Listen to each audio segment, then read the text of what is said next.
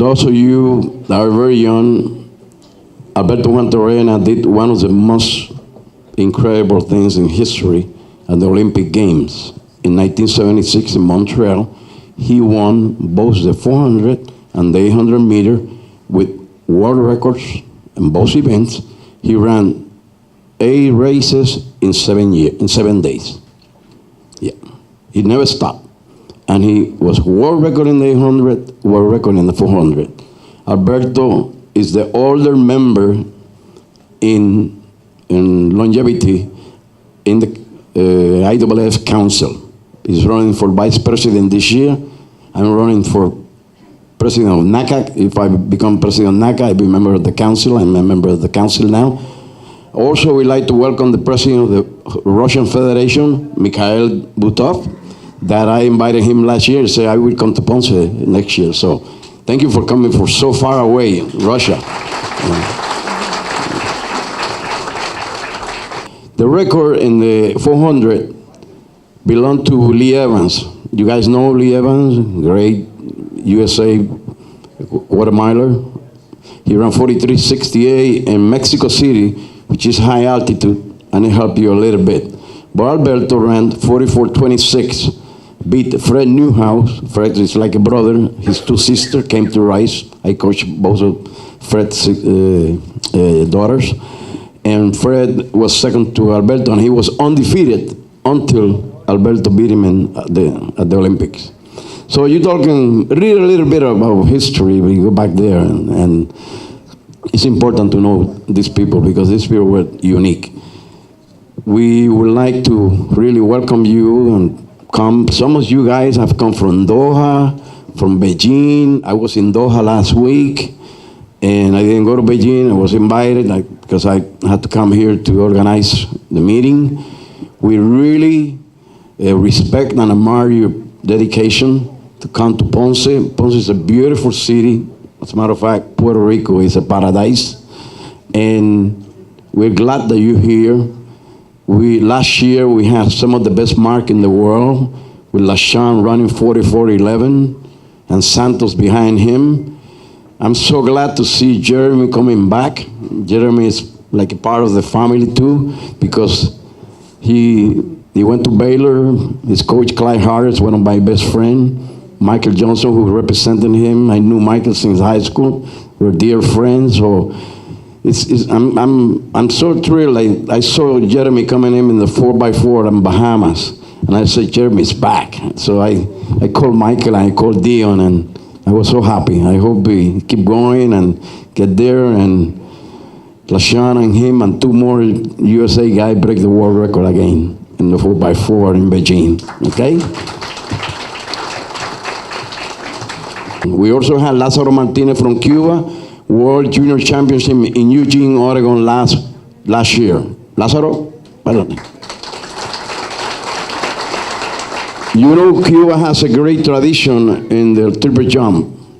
Just last week in Doha, Pichardo, one of the 5 of them that had jumped over 1750, went 1809 and beat Christian Taylor that jumped 1806. You never have seen that before in history. 2 guys going over 18 meters in a triple jump at the same time.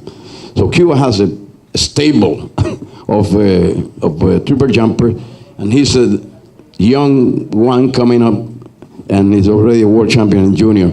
Also, Jordani Ofario, a world junior champion in the 110 hurdlers.